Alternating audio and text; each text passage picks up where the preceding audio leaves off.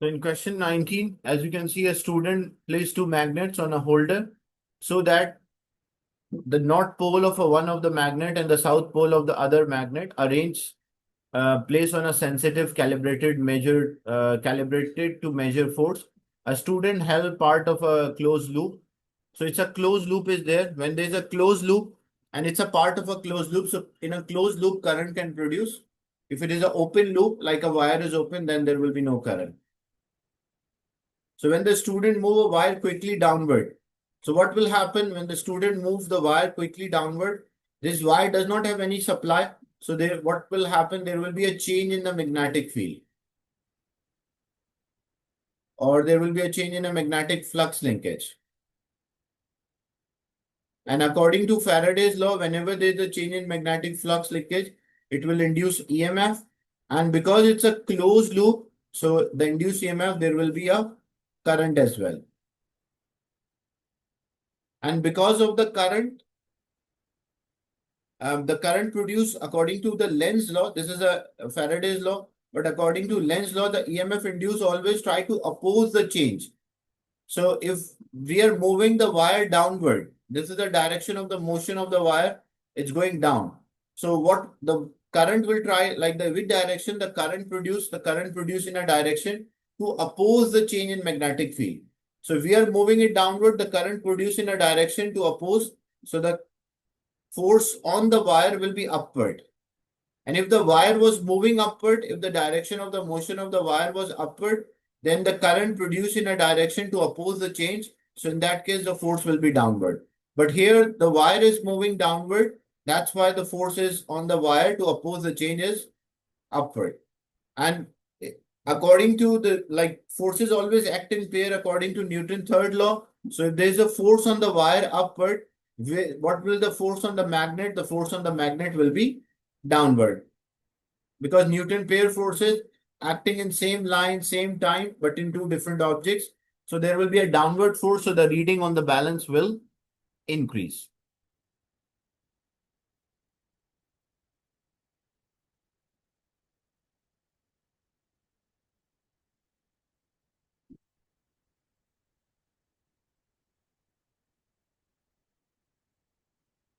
A voltmeter was connected across the end of a second wire, and the student moved the wire vertically down between a magnet. A potential was observed while the voltmeter was moving.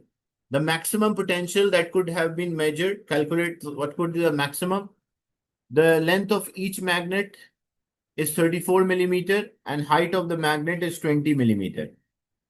The magnetic flux density or the strength and the vertical speed is 2 meters per second. We want to find the induced EMF. So how we can work out the induced EMF? We have the formula that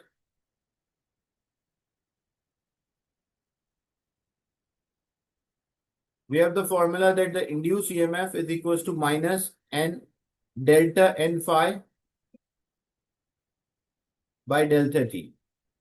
Or we can also say the induced EMF is equals to minus N phi is B dot A. So we can say delta N VA over delta T. Now, length of the each magnet is given and the height of the each magnet is also given.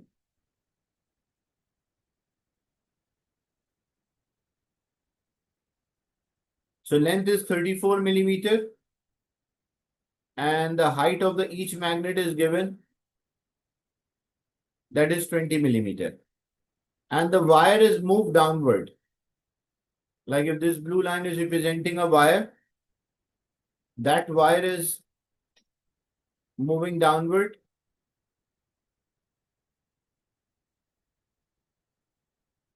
So how much area the wire will sweep? Like what will the total area? This will be the area the wire will move. So this will be the total area, 34 millimeters times 22 millimeters. So we will have the induced EMF is equals to minus N is the number of the turns. We have only one wire. And it is move away from a magnetic field. Yes. Sir, won't we convert the millimeters into the centimeters? Yes, we will convert the millimeter into meter. SI unit. Yeah, meter. So we have to convert, like this is 34 millimeters, so 34 into 10 to the power minus 3 meter. And this is 20 millimeters, so 20 into 10 to the power minus 3 meter. So this will give us an area. How to get the time? Because the speed at which the wire was moved, at what speed it was moving at a speed of 2.2 meters per second. And how much distance the wire cover, because it's moved downward. So the height is the distance which it will cover as the wire is going or moving downward, and the height is 20 millimeter. So using this, we can work out how much time it will take. So speed is distance divided by time. So time is distance divided by speed. So the distance move is 20 millimeter and the speed at which is 2.2 meter per second. So this will give us how much time it will take to move out from the magnetic field, or at a place where the magnetic field strength will be 0. So when we divide 0.02 or 20 exponent minus 3 by 2.2, we got 0.0091 second. So we got the time as well. So how many number of turns are there? It is only one piece of wire, 1, multiplied by B, the strength of a magnetic field, that is 0.35.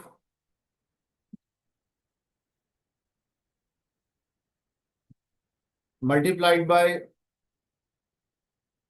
the area. What about the area? It was 34 into 10 to the power minus 3 times 20 into 10 to the power minus 3. That will give us a cross-sectional area divided by time. So the time was 0.0091. And because look, for initially it was in a magnetic field and then it's going out. So in the NBA, the initial value of NBA will be higher and the final value of NBA will be 0 because the strength of magnetic field becomes 0. So when you take final minus initial, you will get a negative answer. So mean this whole answer by itself, it will be negative. And when negative multiply by negative, so what you will get? You will get a positive answer, which is 0.026 volts. Because the final magnetic field is 0 and the initial magnetic field was greater. If the final is greater than initial, then the difference will be positive. But according to the this negative sign, so we'll get a negative answer. Is it clear? This one?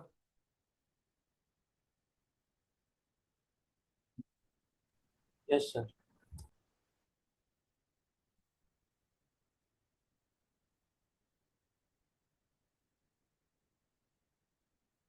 Derive the following equation for a particle moving in a circular path in a magnetic field. How we can derive? So we have when object is moving in a circular path,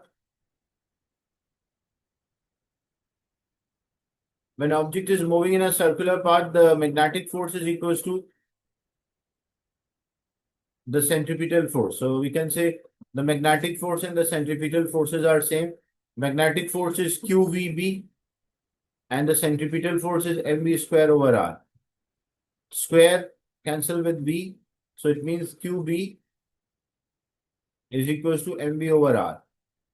What is mv? Mv is a momentum, mass into velocity. So I can say QB is equals to P, the momentum, over r. When if I find for r, cross multiply, so r is equals to P divided by QB.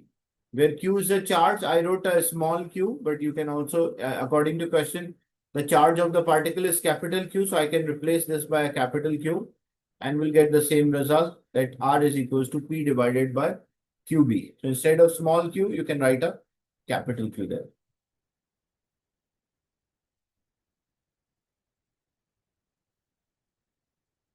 The next is the particle is an alpha particle with energy of 4 mega electron volt. So the energy is given. Calculate the strength of a magnetic field. The mass is there and R is there. And we already have a formula that R is equals to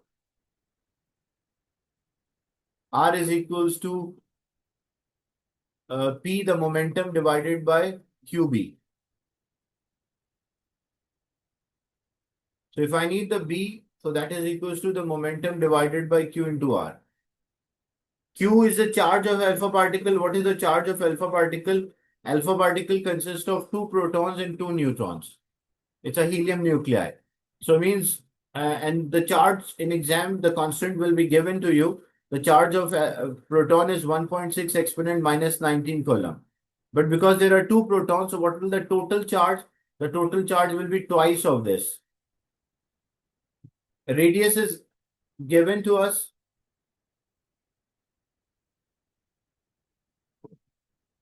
So we need this momentum. How to get the momentum? So we have the formula. If you remember, like P square, kinetic energy is equals to the kinetic energy of a particle is P square over 2m. The energy of the particle is given. So if I need the momentum, it will be equals to kinetic energy multiplied by 2 into m in a root. I'll get the momentum. The kinetic energy is in mega electron volt. So for this mega electron volt, it should be in joules. So 5.4 mega electron volt, first we convert into electron volt. So it will become 5.4 into 10 power 6 because mega means 10 power 6. An electron volt into joules, you will multiply by 1.6 exponent minus 19 because 1 electron volt is 1.6 exponent minus 19. So this 5.4 into 10 power 6 multiplied by 1.6 into 10 power minus 19. That will give us the energy in joules. So we'll get the kinetic energy and we have 2 and the mass of alpha particle is already given. So we got the momentum. Now we have the momentum, we have the charge and we have the radius. So we can find the strength of a magnetic field in which this alpha particle is moving. Is it clear, this one?